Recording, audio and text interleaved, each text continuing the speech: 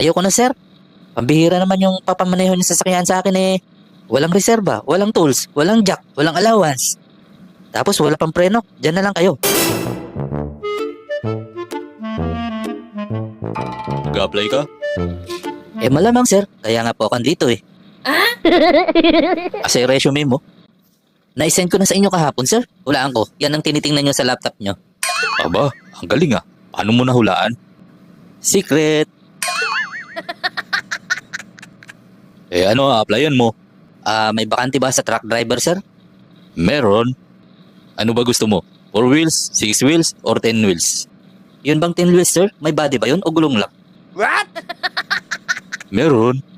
Alangan namang patakbuhin mo 10 gulong na walang body. Ay, hindi kaya sir. Di palagyan natin ng body. Matagal ka na bang driver? Matagal na rin sir. Gaano ka na katagal nagmamaneho? Mga 1 linggo. Oh no! 1 linggo? 1 linggo't 15 taon sir. Oh yes. Ayos ah. Matagal ka na palang driver, ano? Matagal na rin sir. Di sanay ka na rin magpaihi. Anong paihi sir? Kunwari ka pa ha, hindi ka truck driver pag di mo alam yan. Alam ko yun sir, pero hindi ko naman talaga gawain yun. Yung nanonood kaya sa atin sir, baka pwede nating tanungin. Baka sakaling truck driver yan.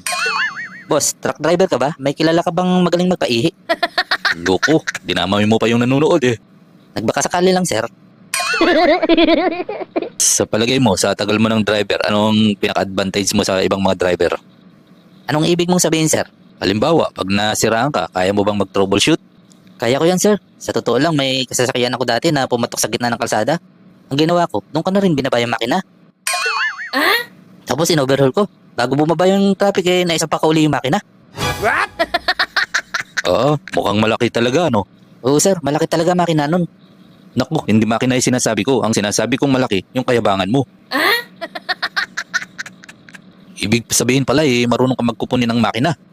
Marunong din sir. Isang beses nga sir, nag-assemble ako ng makina.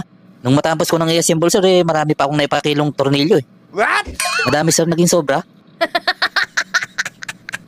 Bagyo-bagyo ang dating nito ah. Ano yun sir? Wala, ang sabi ko parang may darating yatang bagyo. Tatanungin kita, halimbawa magkaroon ng emergency, maaasahan pa kita? Naku sir, hindi ko pa naranasang nag-drive ng ambulansya.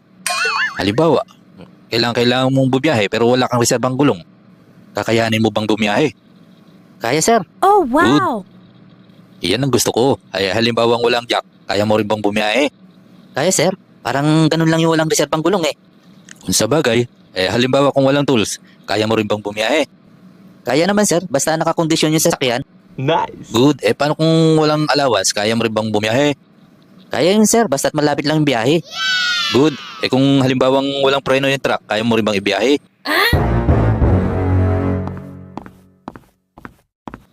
Saan ka na pupunta? Ayoko na sir. Pambihira naman yung papamaneho niyo sa sasakyan sa akin eh. Walang reserba, walang tools, walang jack, walang allowance. Tapos wala pang preno, dyan na lang kayo. What?